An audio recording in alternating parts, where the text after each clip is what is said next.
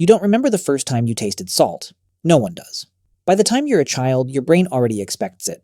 A bowl of soup without salt feels unfinished. Bread tastes flat. Meat seems strangely empty. Your tongue has been trained to look for something that your body has needed for millions of years. But here's the strange part. For most of human history, no one owned a salt shaker.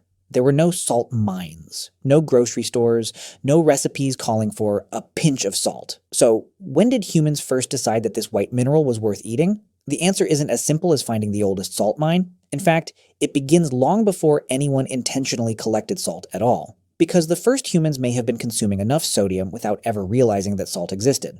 Around 300,000 years ago, the earliest known Homo sapiens appeared in Africa. Fossils from Jebel Irhoud in present-day Morocco, dated to roughly this period, show that our species was already spreading across vastly different environments. Life was brutally simple. Every day was a search for food. Every night was a search for safety. If something wasn't essential, you didn't waste energy looking for it. Which raises a question.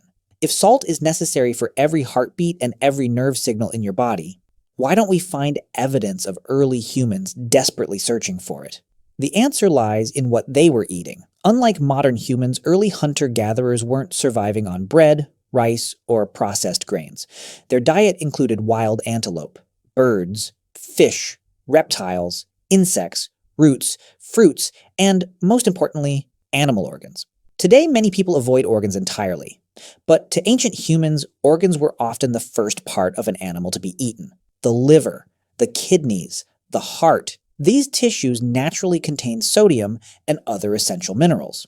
Ironically, the parts that modern supermarkets often throw away may have quietly supplied enough sodium for our ancestors to survive without adding a single grain of salt. This explains something archaeologists have noticed for decades. You can excavate some of the oldest human campsites in Africa and find stone tools, butchered animal bones, fireplaces, and pigments like red ochre. But you don't find evidence of organized salt production. Not because humans hadn't discovered salt, because they simply didn't need extra amounts of it. At least, not yet. There's another clue hiding in plain sight. Look at wild predators today. A lion doesn't sprinkle salt over a zebra. A wolf doesn't search for mineral deposits before eating a deer.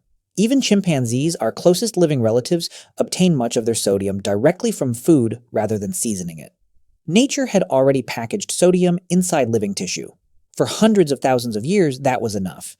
But this creates a much stranger mystery. If humans weren't searching for salt, who was? In the forests of Central Africa, elephants sometimes disappear into caves. Not for shelter, not to escape predators.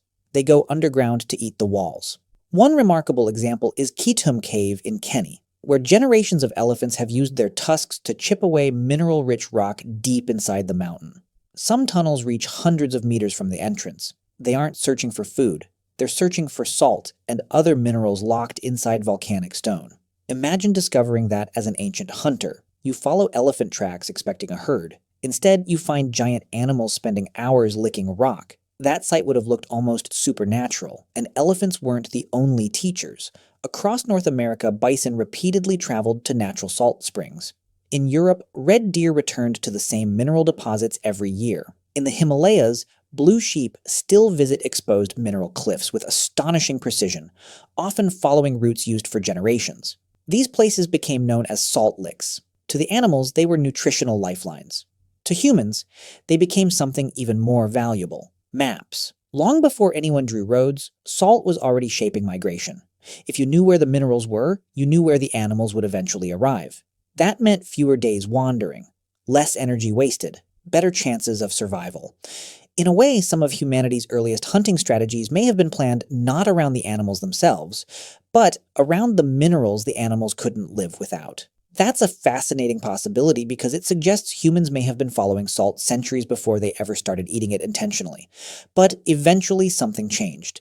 People stopped following migrating herds, they began staying in one place. And the moment humans settled down, salt quietly transformed from a useful mineral into a growing problem. Around 12,000 years ago, something happened that changed the course of human history forever. The last ice age was coming to an end. The climate grew warmer. Forests expanded, rivers settled into predictable paths, and in different parts of the world, including the Fertile Crescent, the Yellow River Valley in China, and much later, parts of Mesoamerica, people slowly stopped chasing food.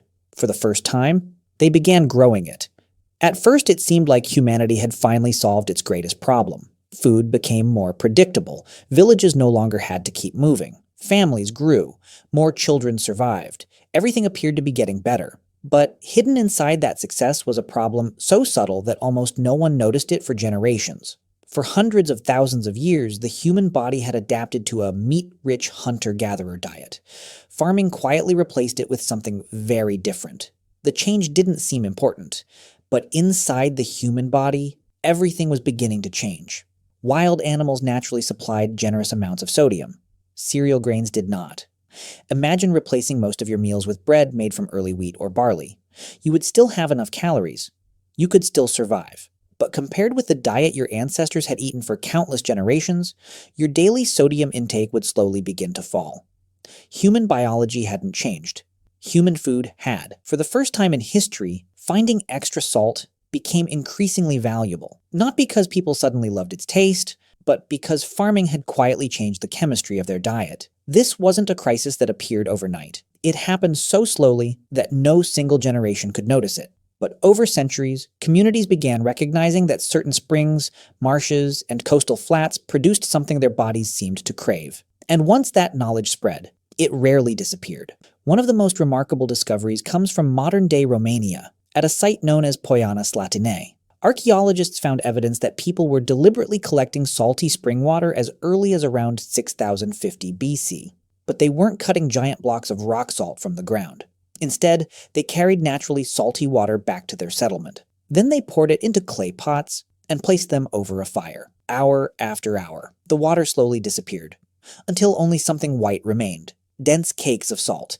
Think about what that required. Someone had to notice that certain water tasted different. Someone had to wonder why. Someone had to discover what happened after boiling it, and someone had to teach the next generation how to repeat the process. This wasn't luck. It wasn't an accident. It was knowledge carefully passed from one generation to the next. It was technology.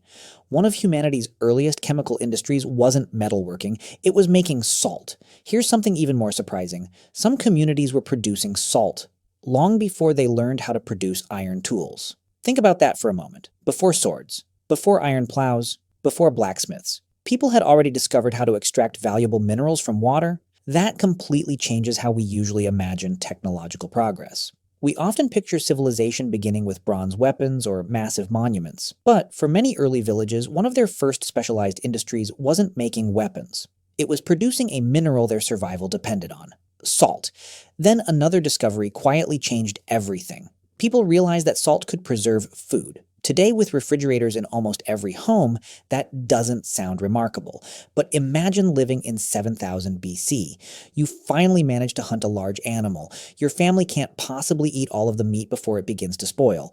Without a way to preserve it, much of that precious food would simply be lost. Salt changed that. It pulls moisture away from many harmful microbes.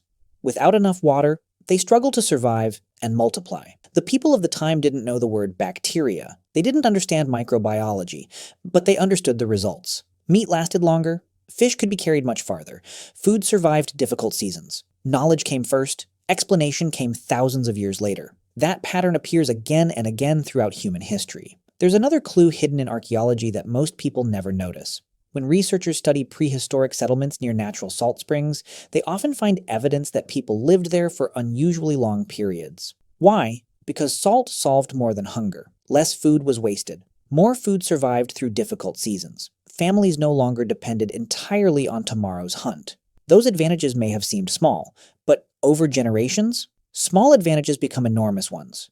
One season with extra food, then another. A few more children survived. More families stayed together. Villages slowly expanded. Eventually, entire towns. It's difficult to point to a single invention and say, this created civilization.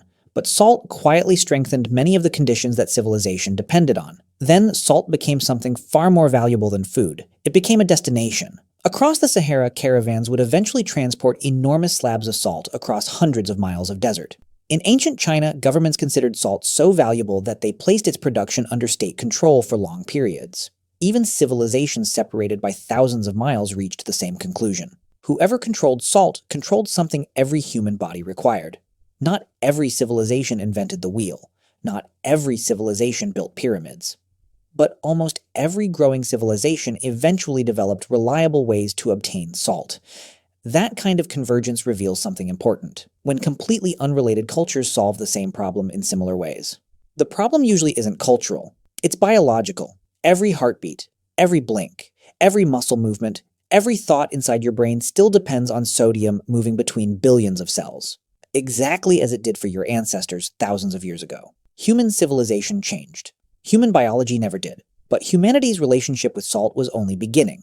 A mineral that once hid quietly inside animal organs would eventually become one of the most valuable resources on Earth. People would cross oceans for it, build empires around it, tax it, smuggle it, fight wars over it, all because of something that disappears completely the moment you drop it into water. And that's where the story takes its most unexpected turn. By 3000 BC, something extraordinary had happened. A simple white mineral was no longer just something people gathered.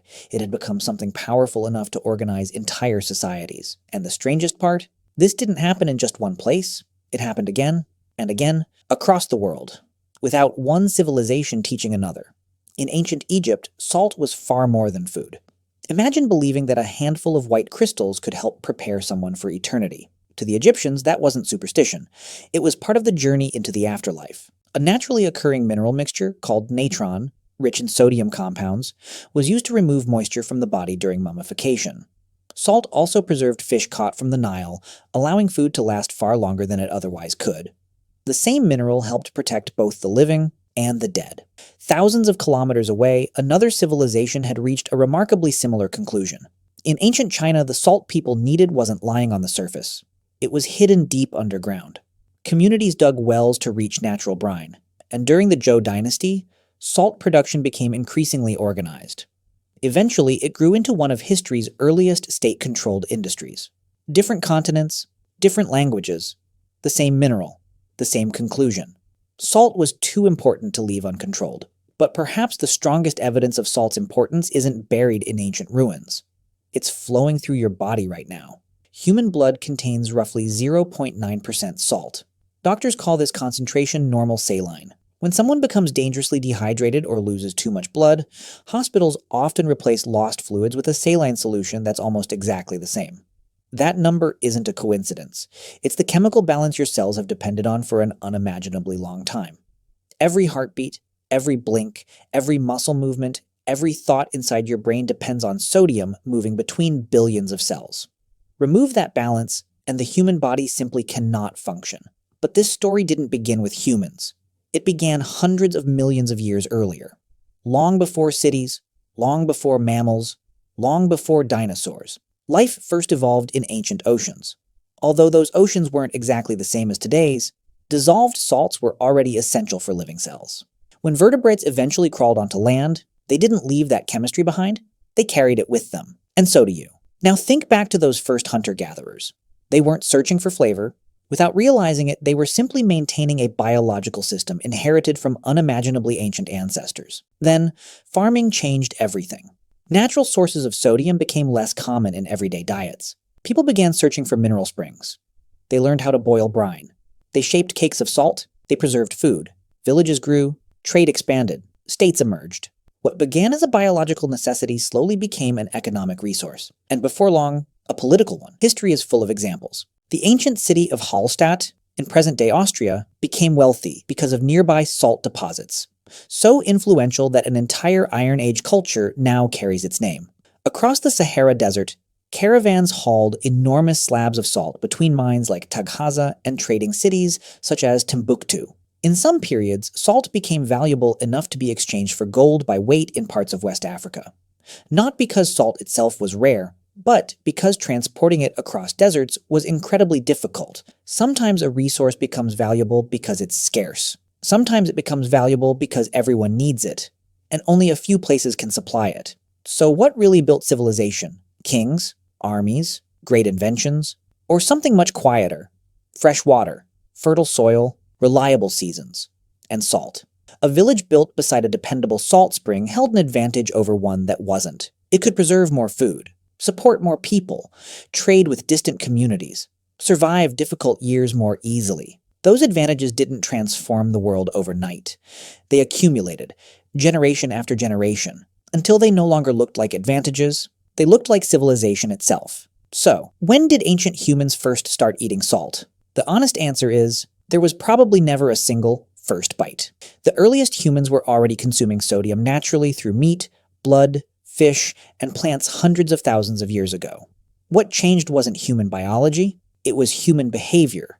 As farming spread after about 10,000 BC, natural sodium became less abundant in everyday diets. People began intentionally seeking mineral springs. By around 6050 BC, communities in what is now Romania were already producing salt from brine.